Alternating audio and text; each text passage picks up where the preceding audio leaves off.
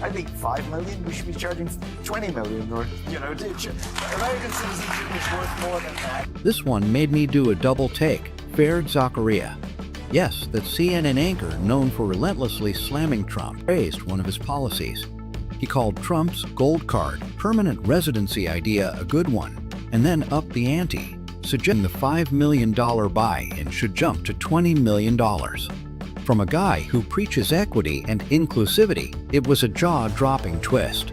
And yes, the irony was deliciously rich, pun intended. Now you're speaking Chicago language. I'm for it, but it's part of a bigger package on immigration reform. It's been 42 years since the last one, so I'm not against. Let's pause for a second, because I should have said this earlier. Bill Maher is sneakily brilliant. The guy has Jedi-level skills when it comes to drawing out the truth. Just look at how he got not one, but two die-hard lefties to admit, on air, no less, that they actually agree with the Trump policy. It wasn't accidental. Maher set the tone perfectly, casually calling Trump's gold card residency idea smart. And just like that, they followed his lead like political dominoes. Even Rahm Emanuel, the ultimate Democratic insider, chimed in and admitted it's been a long time since a smart policy like that was proposed. Really, Rahm? Makes you wonder what his party was up to during all those years in power. Too busy virtue signaling to come up with something that actually made sense? And here's the kicker. Emanuel even took a jab at his own party's woke policies. Now that's a plot twist. There is a general rule. I had this when I was mayor. Safe streets, strong schools, stable finances. Focus on those three things and your city's gonna be fine. We've gone through 5 years where people became way too permissive in the culture. They were all, which is why everything's locked up at Walgreens and CVS, and that is a disaster. Yeah. And I'll say this about our schools. I don't wanna hear another word about the locker room. I don't wanna hear another word about the bathroom. You better start focusing on the classroom. It's starting to look like the left is turning on itself, and honestly, it's kind of entertaining to watch. For context, during a recent episode of Real Time, Bill Maher dropped a brutal stat. The mayor of Chicago has a dismal 6.6% approval rating. That's not just low, it's maybe rethink your entire career low. Former Chicago Mayor Rahm Emanuel didn't even try to sugarcoat it. Instead, with a grin, he threw his own party under the bus, bluntly stating that the left has become obsessed with pointless culture war battles, making the entire movement look out of touch and, frankly, toxic. Then came his mic drop moment. Emanuel practically begged the woke wing of his party to stop turning bathrooms and locker rooms into battlegrounds and start focusing on real issues like education. He pointed out that we're facing the worst 8th grade reading scores in 30 years, yet no one in leadership, governors, mayors, presidents, or even the Secretary of Education is talking about it. Instead, we're all caught up in performative politics and identity debates. In a raw, surprisingly candid moment, Emanuel joked that if he'd known as a 7th grader that simply saying they would get him into the girls' bathroom, he would have done it.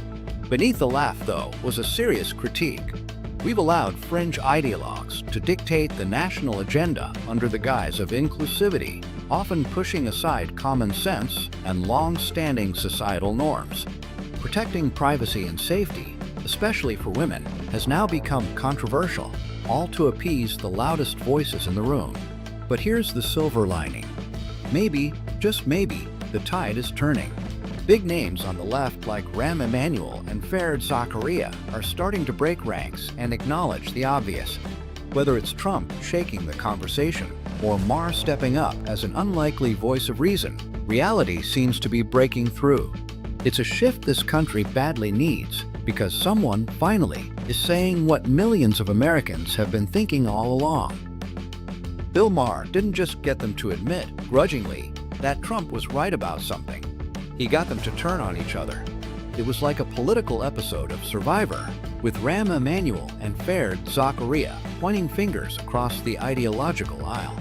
Suddenly, they were blaming their own party for skyrocketing costs, suffocating regulations, out-of-control inflation, and punishing taxes. It was as if they finally realized, maybe we're the problem. This wasn't just political theater, it was poetic justice. After years of lecturing everyone else, the left is publicly unraveling, and we're here for every popcorn-worthy.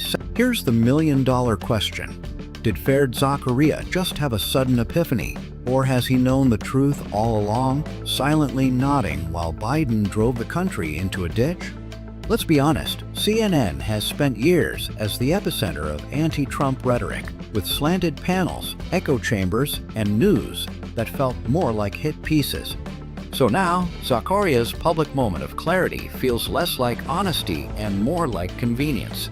Was it political pressure, strategic silence, or just professional loyalty? Either way, it's not flattering. This sudden truth-telling doesn't feel brave. It feels like the truth is finally catching up to him. And that right there is what many of us have been shouting from the rooftops for years. If the Democratic Party wants any shot at a real comeback, one that connects with everyday Americans, they need to get serious. That means ditching the fluff, the distractions, and especially the policies that defy basic common sense. You can't fix a broken system by obsessing over pronouns or performative activism, and you certainly won't win back working-class voters while ignoring core issues like inflation, public safety, education, and job security. People are tired. They're not asking for utopias, they want real solutions, not more lectures or social experiments. If Democrats want to stay relevant, they need to step out of their echo chambers, drop the virtue signaling, and focus on what actually matters to real people. Because common sense isn't partisan, it's just been missing in action for far too long. Bill Maher, in his usual blunt fashion, held up a mirror, and the left didn't like the reflection. With voices like Fared Zakaria and Rahm Emanuel beginning to break ranks, the cracks in the narrative are starting to spread. If Democrats are serious about rebuilding, it's going to take truth over theater and a heavy